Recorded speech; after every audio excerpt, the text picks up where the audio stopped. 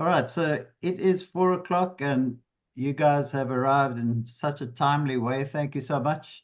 Um, I've got very good news for you, and that is that I'm not presenting today. But even better news is that we have Ruth Nwaturuocha. There you go. Ruth, You got it. Ruth's the president of M3 Management, and we're so thrilled to have her because we have been educated by her on a regular basis at events that she's spoken at. She's brilliant at what she does. So, Ruth, thanks so much for taking the time. And I will now shut up and let you have the floor. Well, thank you so much for the kind introduction, Brian. My name is Ruth, like he had mentioned. I am a real estate investor, then also the president of M3 Management, which is a property management and real estate investment consulting firm in Omaha, Nebraska. I have been in the industry for, I think this is my 13th or 14th year. So I started as a part-time leasing agent quite some time ago, have worked my way up. I've worked in just about any position within real estate investing and property management. Worked my way up to C-suite and exec positions. And then I did step away from corporate about 2 years ago to start my own company. So I'm really excited. Thank you, everybody, for taking time out of your day today to come and join me and learn. And I really want this to be a collaborative session. I do ask that questions wait until the end because I am going to be giving kind of a 30,000 foot view of my experience. I also used to work for a public adjusting firm. So I have quite a bit of experience in all sorts of aspects of real estate. So looking forward to, like I said, educating today. Then we'll take time to answer questions towards the end. All right, a little bit about me. I kind of mentioned some of this already, but like I said, entering my 13th year in the real estate investment and asset management industry. I have managed over 5 billion in real estate in my career, so I've seen just about all of it. Like I said, I've worked in every single position from leasing agent to C-suite exec, and then also invest in real estate myself through some joint ventures, some properties that I own with my business partner and then through syndications too. So manage just about everything from single family homes, student housing, conventional multifamily, affordable housing, industrial, mixed use, new developments. If there's a type of real estate asset, I've probably managed it. So I'll kind of talk a little bit about the different kinds of assets in real estate, the different classes, and then really explain why there is such a gap between contractors, especially roofing contractors and real estate investors. I've just seen a lot of things. I've seen a lot of companies kind of have themselves discounted from bids before they even submit it, and I think that bridge gap needs to be lessened. So that's why I want to take time today to again explain the 30,000 foot view of what I have seen working both on the contractor side and then working on the operational side. Just again, giving you some tips and tricks and understanding the investor's point of view. Cold calls are not always the answer, especially when you're wanting to get those bigger jobs, right? You start in the industrial, not industrial, excuse me, you start in the single family home industry with a lot of contractors, but you eventually want to grow your business. And it's important to know how to talk to those people who are going to be writing you six, seven, sometimes even eight-figure checks. So I'm looking forward to explaining more about that process and providing some more insight today. Okay, so first, I want to describe the difference between first party and third party management. There is a big difference between the two. There are pros and cons with interacting between the two different entities. So I started in third party management. So third party management is when an investor hires a property management company to oversee operations for the real estate asset. So one big perk with third party management is third party managers serve several different types of property owners, right? You're talking about your Cushman and Wakefield, your RPM Living, your Avenue 5. Those are a few companies that are third-party management. So building relationships with them can be very helpful. You also have to be very careful though, because they are very relationship based, right? So that means that they're looking for referrals frequently. So they talk. The real estate industry is very small. The roofing industry is even smaller with very large egos, if we're being honest. And so it's very important that you are approaching it with a relationship base, right? We can read through the car salesman approach pretty quickly, and that's when you're going to get discounted right away. But again, third party management, wide range of owners. You can really grow with scale when you build relationships with third-party managers. They mostly only manage for investment groups, right? It's very rare that you'll see both first party and third party in the same company. One of the largest companies, I think the largest real estate company in the world is Greystar. They do both first party and third party management. So it's important to see if you can kind of distinct that when you're talking to property managers, property owners, because some of the assets Greystar does own outright themselves. Some of them, they do the third-party management where they manage for other people. Mentioned this already, wide reach with several investors. The one thing that I don't love about third-party management is there are several layers to decision makers, right? So typically, if you're doing a cold call or a cold stop at a property, first person you're talking to is the property manager. Now, the property manager, while they should be your number one fan, right? Because they're going to be recommending you to the higher ups based on their experience with you, their approval threshold is very low. Now, again, that doesn't mean that the property manager, because their approval financial threshold is low, their consideration holds high value. So for property managers, they typically can approve about $1,000 worth of work before having to ask somebody else. So you're thinking your repair and maintenance at that point, right? Have a hole in the roof, you need an emergency tarp, whatever the case that is. Property manager can usually approve that themselves without having to reach out to anybody higher up. Next level is going to be the regional manager or the maintenance regional manager. At that point, they can approve about $5,000 worth of work. So we're still talking repairs and maintenance, right? We're not talking about full system replacement at that point. But again, it's important that you're building relationships with each of those people. Although they have lower approval financial thresholds, it's important that you're providing the same level of service to them as you would to the property owner themselves. With third-party management, it is very rare that you're going to ever meet the actual owner of the property. They intentionally hire third-party managers for discretion, right? So at that point, they don't want to talk to you, and that's okay. You have to respect that. You don't need to go into a property manager's office and demand to speak with the owner. It is not going to happen. And also at that point, you are disrespecting the authority that the on-site property manager or regional manager has. Your next threshold is typically going to be the director of property management or the director of asset management. At that point, they can approve about $10,000 worth of work. Okay, now we're starting to get into higher figures, right? But again, I will continue to emphasize this as I teach today is you have to build relationships with each person on that way up.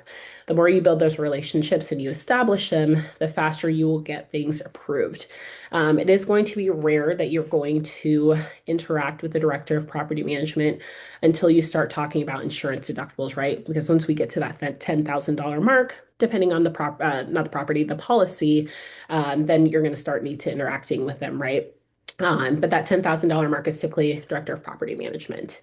Now, past that $10,000 mark is going to be the owner of the property or whoever they have designated as their authority person. That's typically when you're going to see the title of Director of Asset Management. Director of Asset Management, that title is rare within a third-party management company. It's more familiar with a first party, which I'll talk about after I'm done with explaining third-party management.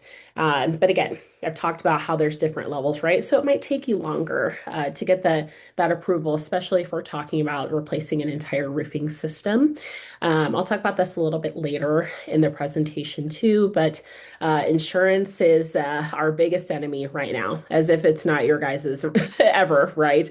But insurance policies and premiums have absolutely skyrocketed. I'm talking 40%. There are some properties that I own and some that I manage that I got a 50% increase in my premium with zero loss runs. Especially being in Nebraska, for example, we had the terrible tornado. And so that just caused our premiums to skyrocket. So again, when you're going through those different approval thresholds and building those relationships, you have to understand how expensive replacing an entire roof system is. Some people are going to self-insurance now. A lot of people are not even considering using insurance companies. Depends on if their lender requires it or not. But the game is changing. It's changing quickly and it is changing a lot. So something to be cognizant of. So third-party managers, like I mentioned, they don't typically have the final say, especially when you're getting to a replacement for replacement of a roofing system. But again, important to remember that you still need to build those relationships with the people in the office. Next is first-party management. So I love first-party management. Oh, sorry, if you could go back to the previous one. Yeah. Okay, there we go. So I typically love first-party management. I worked in third-party management for about 7 or 8 years before I transitioned over to first party management.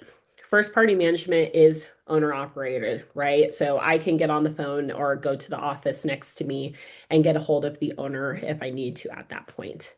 First party management, they only manage the properties that they own. So they do not manage for any other investors. It might be a syndication, right? A syndication is where you get a pool of investors to invest in a certain real estate asset, but it is still owned by that specific real estate investment firm. And they are typically vertically integrated. So a lot of first party companies will not just have property management in-house. They're going to have their title and escrow company in-house. They may have the construction team in-house. Some of them are lenders, right? So they finance their own deals out of a separate entity. It is much easier to get a hold of a decision maker with first party management. The very first thing I would look for when you're looking to see if a property is a first party or third party managed, some of them will have their LLC on the signage, or if you go to their website and you see on the About Me page, you'll see the words founder. You're going to see the director of real estate, right? You're going to see the director of asset management. That is typically an indication that that property that you're sourcing is first party managed. They have full decision-making power. So you don't have to go through a property manager and then go to a regional and then go to a director of property management at that point. The decision-making is all in-house. It is harder to get a hold of first-party management companies. A lot of them will have a lot of LLCs and S corps to honestly build some separation so that people don't always find out who they are. Again, sometimes it's a discretionary situation just because we're talking about very, very high value assets, very high value properties too. First-party management, their fees also tend to be lower just because, again, they're not third-party sourcing everything out. It's great to build relationships with first party management companies because they're buying real estate a lot. And you want to be that go-to person, right? You want to be the household name. You want to be the first person that they think of when they're saying, I would like to replace my roofing system. Who's the roofer that I trust? Who is the contractor that I trust? That is going to be their first phone call. You're good on that. Good on the next slide. All right, vetting contractors. This is my favorite part because I always talk about a story that happened to me when I was working in third-party management in office. So I will go through some of the key things that property management companies and property owners go through when they're vetting contractors. Number one is do not try to upsell property owners and property managers right away. There are two very expensive systems in any real estate asset. Second is plumbing versus the roof. So you have to keep that in mind, right? That is one of the biggest checks that they are going to write regarding that asset. And we're trying to build a relationship first, right? I want to be able to call the person who was there for me, for example, when the tornadoes came by, somebody that I can call and trust and that is going to go up and put up an emergency tarp for me. This service base is the most profitable type of business. It's service without a doubt. Because if I know that you're going to be there for me when an emergency happens, I'm building that trust with you. You have to remember, especially with multifamily, the roofing system is what covers everybody's head, right? And it's usually the first thing that people complain about. Property managers, property owners, whenever there's a hailstorm, whenever there's a tornado, whenever there's high winds, you have to remember that water is literally seeping into somebody's home. And so we're already getting blown up, right? We're already stressed. Why I'm calling you, property managers usually call you reactionary, right? They don't call you in preparation. They call you because something happened. And they're asking you to do one thing. What they're asking you to do is to be there for them, provide the emergency service. Usually when that happens, then you will be able to get the larger jobs, right? Let's also talk a little bit about insurance. Insurance premiums are skyrocketing. It is ridiculous. Some properties can barely cash flow because of what the insurance premiums are going to right away. So you will see a lot of property managers and a lot of investment property owners going more towards repairs. I mean, I have some of my properties that I manage that the deductible alone is six figures. That's a lot of money, right? That's a big decision to consider. And not all properties can sustain that. We underwrite properties years, months in advance before we actually purchase them. And if insurance premium skyrockets, that has a big effect on the financials. And so we have to consider repairs rather than full replacement. And I've had so many roofing contractors, and it's just contractors in general in the past, kind of scuff if I ask them for a repair. Because I think a big issue as well is some companies teach their sales team to strictly go after the higher jobs, right? And you see it as not productive if you're not going after full replacement of the roof.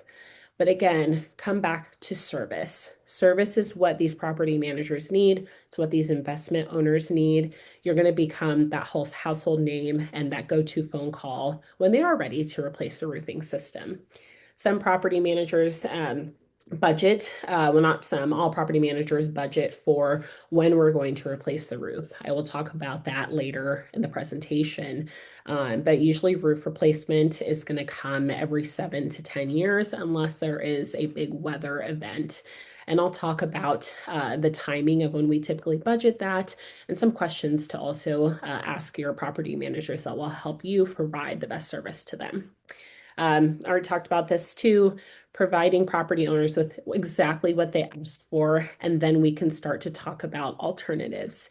Time and time again, I have bid out work for a roof for some with some contractors, and they're providing me with all of this extra stuff that we don't necessarily need. And I'll ask them, okay, can you please explain to me why I need this specific ISO, right? Or why I need ISO on this roof?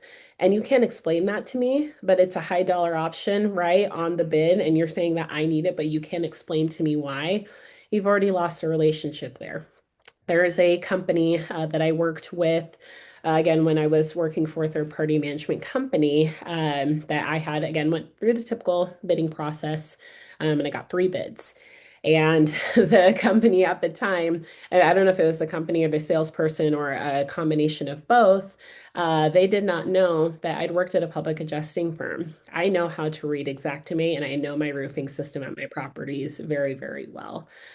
So I had just redlined a couple of items that I knew were not insurance requirements, but that doesn't mean they wouldn't provide value to the property, right? But I need you to be able to not just explain that to me, but explain that to the owner because we were looking at replacing the entire roof system. This is like a 600 unit apartment complex, so very big complex. Had him come in, ask a few questions, ask why do I need this? Why do I need that? And he got an attitude with me. And I said, see, this is the problem, right? I've asked you to provide this service to me, and I see that there are some extras on here that insurances require, but I am also aware that some of these things might help lower my insurance premium at a later time. But because you're so focused on trying to get this sale and trying to get this job that you're trying to upsell me, and frankly, you're insulting my intelligence, right? You should not make any assumptions. You'll see a lot of property managers that have worked in construction before. They've worked for a roofing company before. And like I said, this specific gentleman did not know that I knew how to read Xactimate and that I know roofing systems quite well. I had worked for Cushman and Wakefield at the time. That company did get blacklisted. Blacklisting is a huge thing in real estate, whether it's first party or third party management. And because I was blacklisted, or I had them blacklisted, that company actually ended up going out of business. So that's why I say, just say, be careful. You should never make assumptions. You should never try to upsell right away. If you can add value and explain why X, Y, and Z on this bid would add value, that's a different situation. But to come into a property manager's office and kind of insult their intelligence and try to upsell them is just not the right way to go.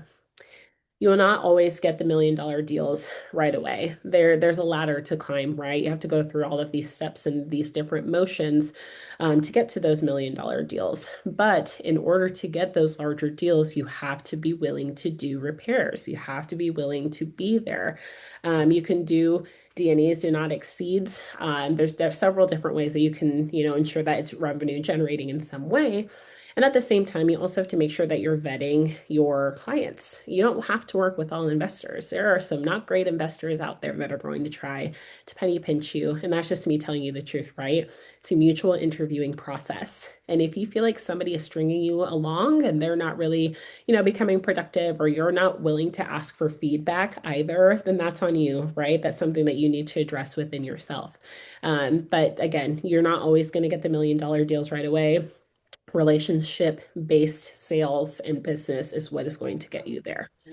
Although tedious, completing smaller temporary repairs will have you build rapport with property owners and property managers. Third-party management, for example, frequently, especially if you have a property manager that may have moved out of state to manage their property, it's kind of a new territory for them. The first person or first people they're going to go to are their fellow property managers or their fellow regionals and say, hey, I've got to replace this roof here. I need to replace a couple of buildings, whatever the case is. Who do you recommend? And usually they'll provide 2 or 3 recommendations, but recommendations are very, very, very, very sought after in this industry. Industry is very small. We all talk to each other about contractors. The big one I want to talk about is do not always push a property owner to file an insurance claim. I've spoken about this a little bit during this presentation so far, but I say that because, again, insurance is really high. It's really expensive. And there are several ways that we can fund a roof replacement. It's not always insurance. Insurance is not always the answer. I'll talk about this a little bit when we're talking about budgeting as well, too. But there's something called an LOC, a line of credit. The bank will provide this to us upon closing of the property if we identify that a roofing system does need to be replaced during the life of the property ownership. So that is money that is set aside specifically by the bank that we can pull from. So again, with that type of situation, we're not going to be filing an insurance claim. We have money set aside already for that. There's also something called replacement reserves. There are going to be some properties, and this depends on the investment group and the property owner, but sometimes they'll set aside X amount percent, which it's like per door, per 10 doors, whatever it is, per $1,000 the property generates. And we'll set that aside month over month to start kind of building a reserve for replacing a roof system, replacing a plumbing system, whatever that case is as well. We'll also maybe consider getting money from the raise as well too, especially with syndications as well. Sometimes we will raise money from the investors if we identify that the roofing system needs to be replaced prior to purchasing the property. That way, again, we have money set aside. A lot of people are just getting non-renewals even from their insurance companies. I just had one come through for a property that we manage 0 loss runs for the entirety since the owner has owned it. I mean, we're talking 20+ plus years, and the insurance company just non-renewed them. Of course, we're going to get new insurance, but new insurance premium is about 50% higher, or is what we've been quoted, than the previous premium. So there are so many different ways to fund. Sometimes we can fund cash. I've done that with a couple of deals where, okay, insurance had approved 5 of the 10 buildings, whatever the case is. You guys know how the insurance companies go. They try to approve as little as possible or deny as much as possible. I've played that game. We all have. But that doesn't mean that we're only going to replace the 5 that they approved. We might have cash set aside for that. But if we can get the inclination that you're pushing to speak with our insurance company or pushing to meet with an adjuster, whatever the case is, you've already discounted yourself, because at that point, that tells me you're only after the sale. You're actually not here to help me, to help my clients, and to help my residents. Budget season and due diligence. Okay, so I want to talk about budget season for a little bit before we talk about due diligence. So budget season is a great opportunity to get your foot in the door with real estate managers or property owners. So budget season, it depends on the asset and how many properties that they own or manage, but that typically is mid to late August to October, November. That's when we're putting together the budget for the following year. That's when you have an opportunity to provide a bid, right? Because we're using numbers from bids from contractors to build into the budget for the following year. If you're a resource at that time, let's use this for an example. If I have you go and say, hey, I need to have an assessment or an inspection done on my roof because we're probably looking to replace it soon, or I need to build it within the 1 year, 6 month, 3 year, 5 year plan. I need some numbers. Are you able to go ahead and do that for me? That's a great opportunity to get your foot in the door, because if I use your numbers for the budget, right, that doesn't mean pricing of things isn't going to go up, doesn't mean change orders aren't going to appear, right? But if I'm using your numbers for this budget, guess who I'm going to call when it's time to replace that roof? I'm going to give you a call. So that's a fantastic time to get your foot in the door.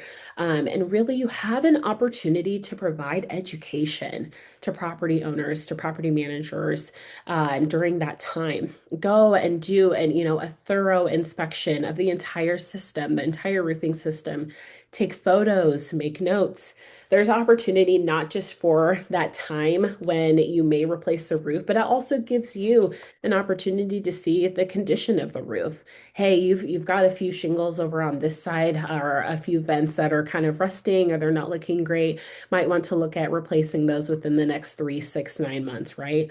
That's service-based. That's not sales forward. It is service-based.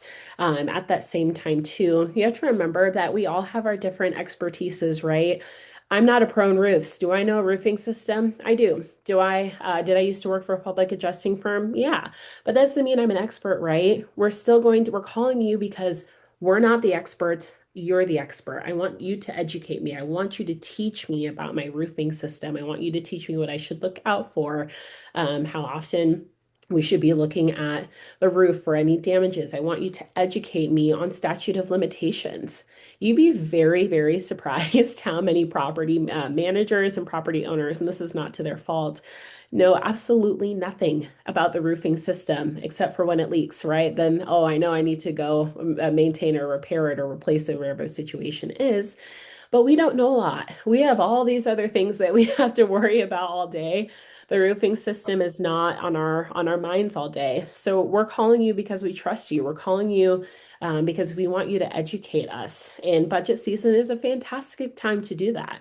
You can help them budget not just for when it may be time to replace their roof, but budget for repairs as well. Repairs on some roofing systems are not cheap, right? So if you're able to give them that education and that opportunity so that they can let their property owners know, hey, I have a great contact who actually took some time to educate me about my roofing system and educate our maintenance team and let us know, like, hey, this looks okay. This doesn't need to be replaced right now, but within the next 3, 6, 9 months, you might want to look at, some shingles on the south side of this building or whatever the case is. You have a fantastic opportunity to educate there. At the same time, you can also scale that education, right? It doesn't have to just be with that property manager at that property. You have to remember that there are regional teams, very large regional teams, especially with third-party management. Host a lunch and learn. That is one of the best ways to get into the door is to host a lunch and learn and say, hey, let me teach you about a few things that you should look for within your roofing system, especially during these seasons or whatever the case is. Bring in lunch, whatever the case is. Usually, regional managers will take their teams out to lunch, whatever the case is, quarterly, especially around the holidays. And if you're able to come in and say, hey, I'd love to provide lunch or take you guys out to lunch, they'll give you 5, 10, 15 minutes, 30 minutes even to provide some education to them. A lot of us that also have credentials. I have 3 credentials through the National Apartment Association, and I need to have CECs, continuing education credits, each year.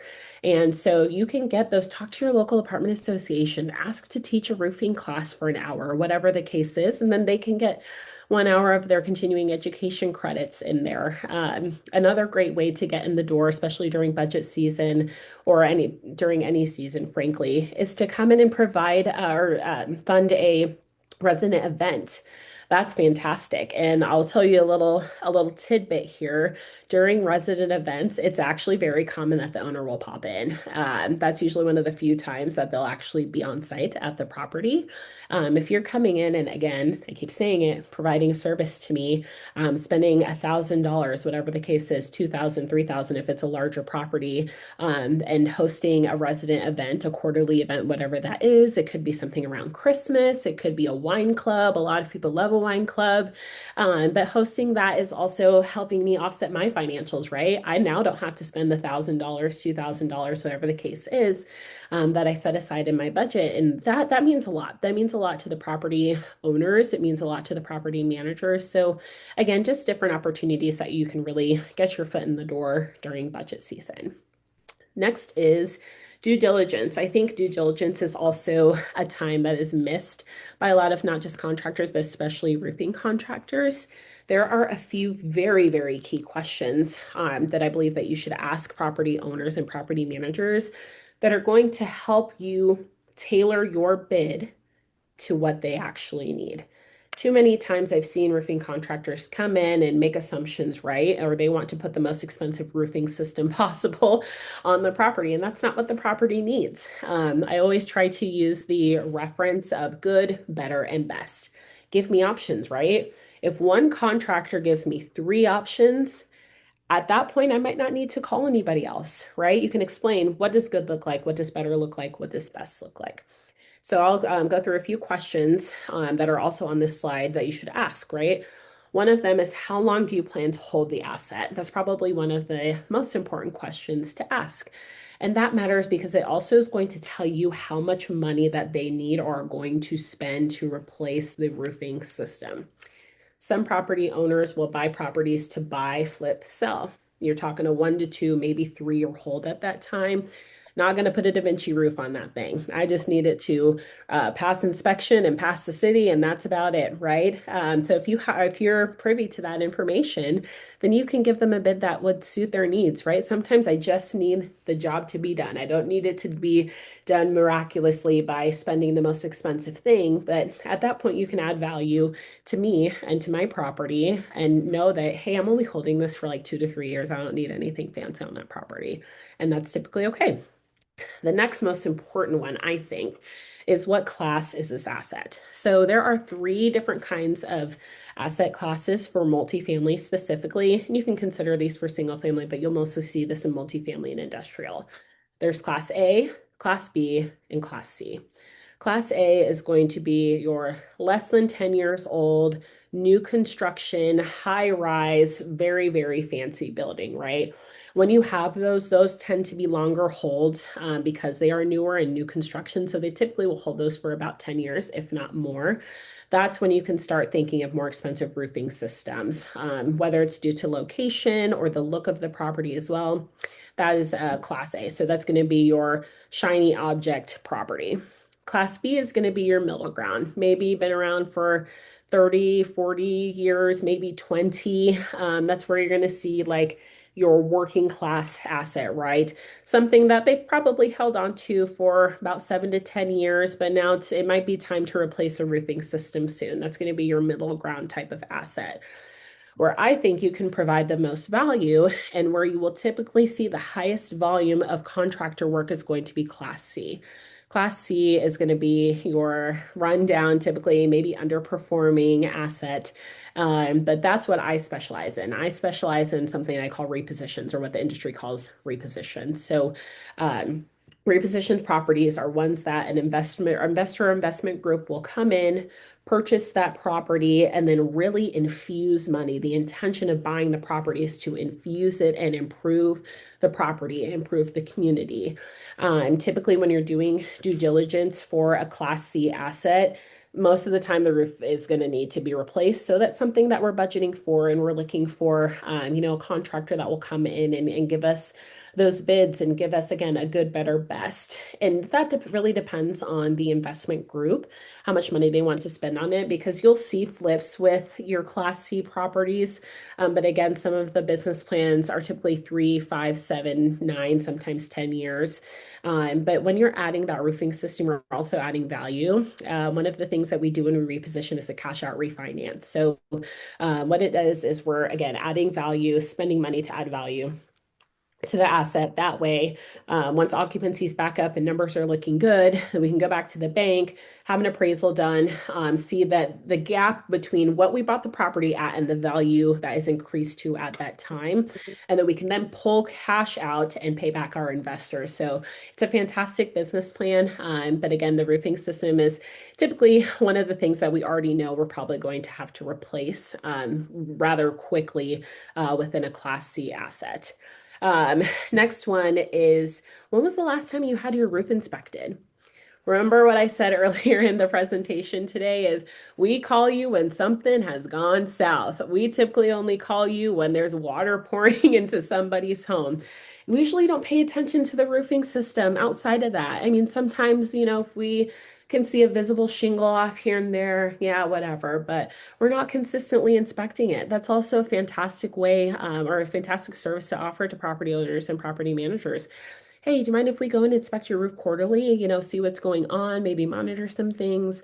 Now, that does not mean that you need to provide me with this long list of stuff that needs to be repaired every quarter, because we can read right through that, right? But again, providing a service, and it gets you up on the roof. So another opportunity, again, for you to get in the door with property owners and property managers is providing that service of like, hey, when was the last time you had it inspected? We typically don't have it inspected until something disastrous has happened. So again, another opportunity to get your foot in the door. Is your roof under a maintenance monitoring program? It's so funny. A lot of other companies and other trades like HVAC and plumbing, they have a lot of preventative things that they offer to property owners and property managers, but I rarely see it with roofing companies. It's interesting because, again, that's the most expensive system on the property. If there's a maintenance monitoring program, that could be quarterly, monthly, whatever the case is. And you don't always have to profit from it, but if you feel you need to, you can set like a standard yearly fee, $500, whatever it may be. That's a conversation you'll have to have, with your team and with the different property managers and property owners. But again, they're looking for value. $500 a year for you to go up and let me know if anything's wrong with my roof and maybe prevent a leak from happening. I will spend that. Not everybody will spend that, but it is a service to consider offering. Next, what kind of insurance policy you have. Now, again, being working at a public adjusting firm in a past life, I know that you cannot give insurance advice or as a roofer, you cannot give insurance advice to property owners, but you can at least educate them on the type of property or type of policy that they have. So many property owners will go through and just pick the cheapest insurance, and that can come to bite them in the butt pretty quickly when it's time to file a claim, right? But they have no idea. They're just like, get me the cheapest one, and that's not always the right answer, right? And again, a lot of them find this out during crisis mode. So ask the question. That way, you also are aware of how much might be paid out or how much you can go after if you're talking to the insurance company. A lot of, like I said, property owners just have the cheapest insurance policy salesy possible, especially now that we have gotten into the era of insurance companies finding out that their business plan does not work well and trying to make their money back. So another thing to consider. Last one is, should you choose full replacement, will this be an OpEx or a CapEx expense? So the difference between those two, OpEx is operational expense, CapEx is capital expense. So OpEx is just going to be your repairs, right? Is this going to come out of operating funds? That's going to be, again, a lot of your repairs, maybe replacing one of the buildings rather than all 10. Just depends on where the property manager or the property owner put that in their budget. They might have something in replacement reserve. If they do not, then it would be considered a CapEx expense. CapEx expense is something that is intentionally adding value to a property. So that's when you're going to see an improvement. With most property owners, depends on how they have their financials. Whenever I spend more than $2,500 on a single project that adds value to the real estate asset, I can depreciate that on my taxes. That's huge, right? So that's something to consider when you're talking to property managers and especially property owners. Maybe property managers wouldn't know that key insight just because they're typically just on-site operations. But when you're working with first-party managers and the owners directly, that's something that they consider is the depreciation. So as far as maybe higher dollar repairs or again, the full replacement of the roof. Now, if it is going to be a capital expense, you have to be mindful of the payout structure and timing. When we're using an LLC or a line of credit, there's a process that we have to go through to get the funds reimbursed to us. So we're typically paying out of pocket first, and then the insurance company or the lender is paying us back. And sometimes that can take just 90 days to even get an approval.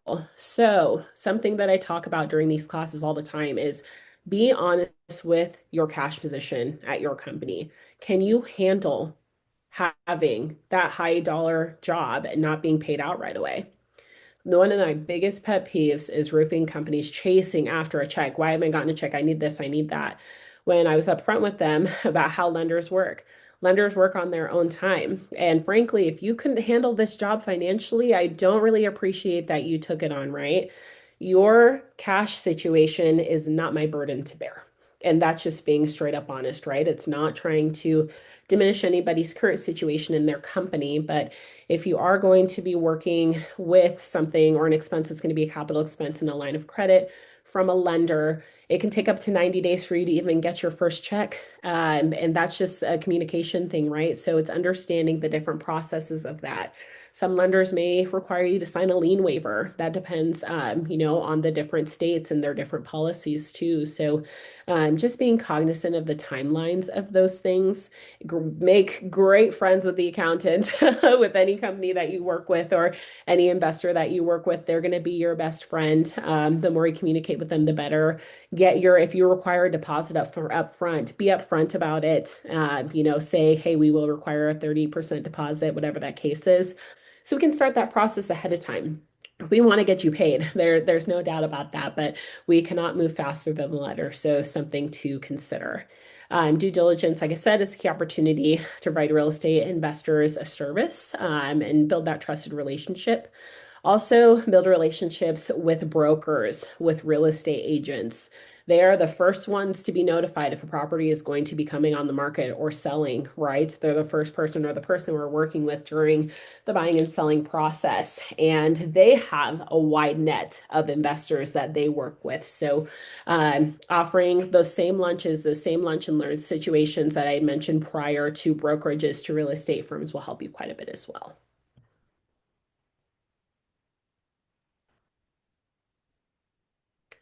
Okay, this is a little bit about the investment cycle, and this is my last slide. So there are a couple of different areas where you really add value.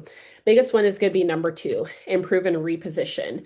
Upgrade the unit interiors, exteriors, the systems. That way we can add value to the asset because that's part of the business plan is to get it appraised before purchase, add value, get it appraised again, and then that gap is what we can pull out, to pay back our investors or start paying back investors. That's the refinance portion of it. So you'll see is number six. Again, adding value. There's so many different ways that you can add value with property managers and property owners. I will say before I take on questions, roofers in particular, and any contracting type anyway, you guys are climbing up a very steep hill. We hate working with contractors for the reason of they're so salesy. I'm so tired of the sales. I'm tired of you trying to, get me to buy the most expensive thing or to do this, that, and the other. It's just disingenuine, and we can read through that very quickly. Again, I'll just emphasize that the roofing system is typically one of, if not the most expensive system on a multifamily and a commercial property. It's not a situation where we're just going to look at your bid and sign, right? We need to get to know you as a person. We need to know what kind of projects have you done before. Are you used to this type of asset? Can your company handle this big of an asset? Because the payout times may be 90 days apart. So just a couple of things again to consider. You are climbing up a steep hill. Please be different. You will stick out being relationship based, I promise you. But being so salesy up front is just going to completely discount you from being considered. Real estate is a very, very small industry. We all talk quite a bit. And I'd much rather have one or two contractors per trade that I call for everything rather than having to bid everything out. So again, as I wrap up, like I said, relationship-based building is going to be the most profitable type of business that you will ever have. That is the end of my presentation. I've got my contact information on here as well too. Connect with me on LinkedIn.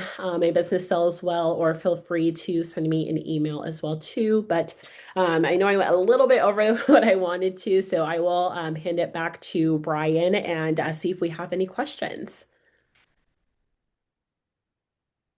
Ruth, thank you so much. I started this with a page of questions, and you answered pretty much everyone in your presentation. So that was awesome. I do have a couple of others, but I'm sure we've got people on this call who would like to pose a question to you. Why do we have anything in the chat? Perhaps Yes, that. we've got two questions from Joe. Okay. So, first question, how would you classify a property management company that manages both its own properties and third-party properties? Would you refer to them as a hybrid management company? Yeah, I would say that's pretty hybrid. Now, it is very rare that you're going to see management companies do both first party and third party. The biggest one is going to be Greystar. I know that they have first party and third party, and then Cushman and Wakefield as well has first party and third party, but it is rare that you're going to see both. Awesome. Second question is, can you explain what a residential event is? You mentioned this after Sure. talking about lunch and learns. Yeah, absolutely. So a resident event, when you're a property manager, you typically hold resident events just to boost morale, right? Or to have residents and the neighbors get to know each other. So you'll see different ones. For example, I mentioned a wine club. Some of them will have a wine club where they bring in different wines and have a little bit of a wine tasting. Some of them have book clubs. A lot of them will have events around holidays. So like a Halloween party or a Christmas party or even like a May Day party where they bring in May Day baskets and candy. Or they'll do a lot of grill outs as well or pet events. I have a dog myself and I literally take her everywhere that I can. So ask your property managers, hey, do you have any upcoming events? Do you have a grill out or anything coming up? I'd love to, sponsor the food or sponsor the drinks or sponsor the entire event, whatever that is. The property managers, that's a great way to get your foot in the door too. They will happily tell you anytime they have a resident event coming up. Again, providing that service to them means a lot. Here's a third question. So, do property management companies typically have the same fiscal year structure? I.e., do they all set budgets in the fall for the following year? They do not. So it truly depends. That some of them are going to be either cash or accrual. You won't really know that information up front. Now, the one asset that is going to have a different fiscal year is student housing. The student housing fiscal year will start in August and it will end in May. It surrounds by the associated school year. Got it. Very cool. Guys, feel free to submit any follow-up questions to any of these as well. Number four, Ruth, any insight on government slash Section 8 properties? Yes, government and Section 8 is going to be extremely hard to work with. And I say that because there are a lot of federal regulations around that. A lot of government entities, to be frank with you, already have their contractors that they work with. I think about once a year they have a typical like contractor bidding process or vetting process. But when you get into HUD housing, when you get into LIHTC, which is low income housing tax credit, you're going to see a lot more, not just operational restrictions, but you're going to see a lot more financial restrictions. So that is something to keep in mind if you are going to be working with any government entity housing. And you can ask your property manager if they are LIHTC, Section 8, any of that. LIHTC specifically is pretty difficult. LIHTC and HUD are pretty difficult, just high documentation process, slow payments. That's just me being frank with you. So don't be afraid to ask that question. That doesn't mean you should discount them though, because those properties are big. They typically have high dollar projects, but just be prepared for a lot of compliance. Awesome. Uh, Jamie throwing a cheeky question in the chat. What is the best question a contractor ever asked you? What is the best question a contractor ever asked me? Huh, that's a good question. I would say back when I was a property manager a long time ago, a roofing contractor asked me, "How can I be of service to you?" And that actually meant a lot because it meant that they were being intentional, right? He wasn't salesy by any means. He sincerely wanted to help me. So asking, how can I help you? How can I be of service of you? Even recommending other trades, right? Whether you don't work with them directly, just say, hey, if you ever need an HVAC guy, I've got a painting guy, right? Because it's frequent that roofing companies have to work with other trades, especially HVAC. So don't be afraid, to be of service, whether it's a direct service with your company or sending out referrals. Awesome. And Ruth, Here. along those lines, Mhm. if I don't know you, you don't know me, but I would love to get an opportunity to talk to you about my company. What are some good ways to initiate a first communication? Do you mean with property managers or property owners? Or are you talking about me specifically? Yeah, what flowers do you like? So, I uh, will say one great way to build that relationship is to ask them to lunch, right? Or ask to take their team out to lunch. A big one too is asking to take the maintenance team out to lunch. The maintenance guys, for whatever reason, they get overlooked so much, and I don't understand it. If that's something within the real estate industry that needs to be addressed separately, but reach out to the maintenance tech, the maintenance guy. Say, hey, let me take you guys out to lunch. I'll take you guys out to breakfast. What kind of breakfast burritos do you have? Look in their offices too. I have pictures of my dog and places I've traveled. Spark a conversation with them, right? Get to know them a little bit more. So pay attention. There's frequently other context clues that can help you, really get to know them and truly try to start a conversation with them. awesome. And you mentioned education, but do you find that it's necessary for you to belong to a lot of different associations? No, it is not. It is not necessary to belong to a lot. Also, with your salespeople, make sure you're getting the ROI on those events. There are so many events that I've seen. Don't get me wrong, I love me a dirty martini, but you don't need 10 at every single event, right? I've seen so many contractors that have just drank way too much. It's not a good look. So just make sure that any of your business development people being involved in the National Apartment Association, high ROI there, any of the business operator associations locally. You're going to get your highest ROI being involved with local real estate groups, lots of local real estate meetups. They're always dying for good contractors to come and educate them.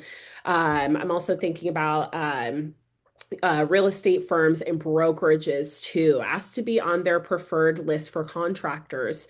Being in real estate offices, those agents are in and out of those offices all the time and they're so busy all day. So I think you're going to get a really high ROI being a preferred vendor for a real estate brokerage or a real estate company, or being part of any a national apartment association. There's usually local chapters. Texas especially has a few different ones, are regional, so don't be afraid to look into those.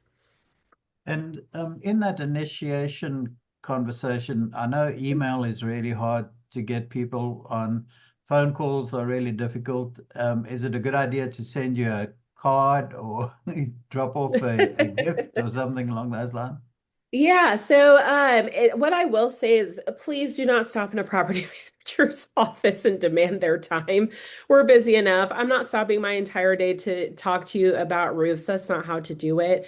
Attend any association events. That way, when I'm off site, then I'm in the networking mindset, right? I don't have residents and a phone that's ringing off the hook that I need to attend to. Try to, go to those other events. Another big one is nonprofits. A lot of real estate owners and operators are part of nonprofits or serve on boards. If you are attending an event that they care, or an event for an organization that they care deeply about, they'll absolutely give you their time. Thank. Awesome. Sorry, Brian, go ahead. No, no, you go ahead. Thanks, Nick. I was going to just ask you to Cool. go. We have a few more questions here, so I'm gonna try to breeze through them. I think we can Okay. get through them on time. But one of them is, are all expenses over $2,500 tax deductible for property management slash owners? And if not, what is the qualifier?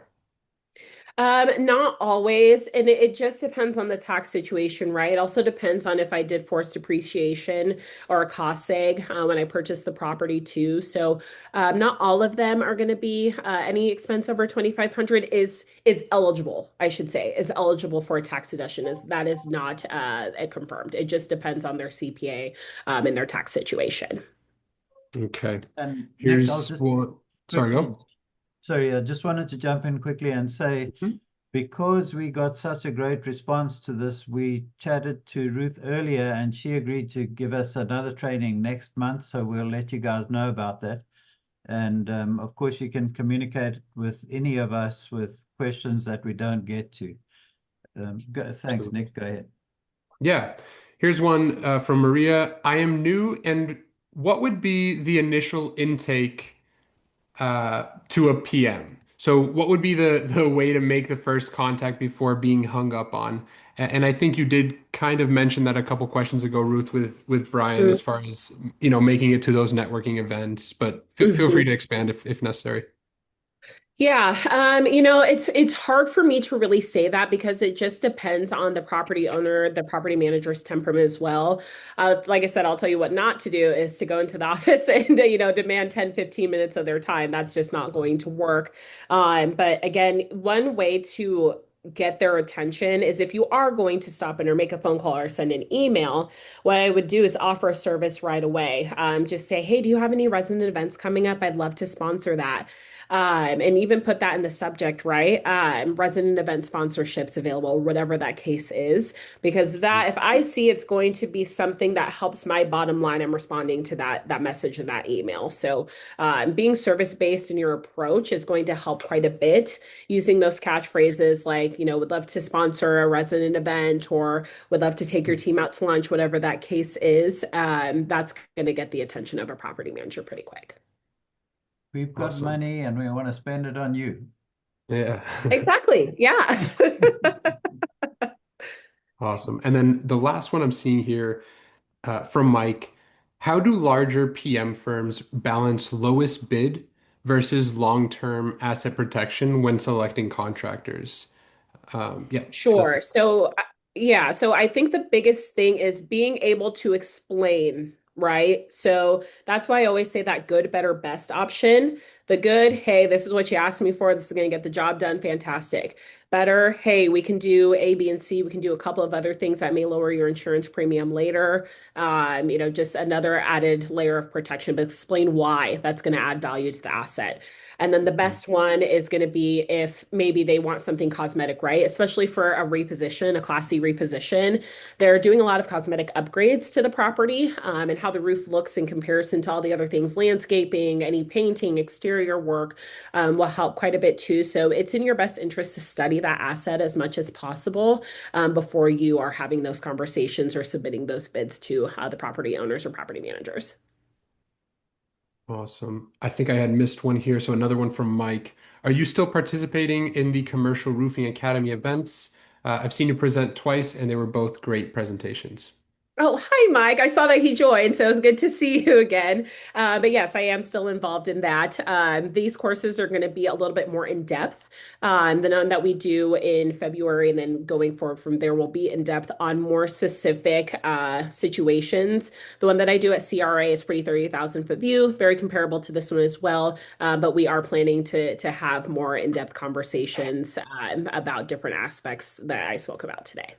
So thank you. And we have plans to have a CRA event in Charlotte in the next couple of months as well that Ruth will be at. So we're looking forward to that. Guys, thank you so much for joining, Ruth. We can't thank you enough.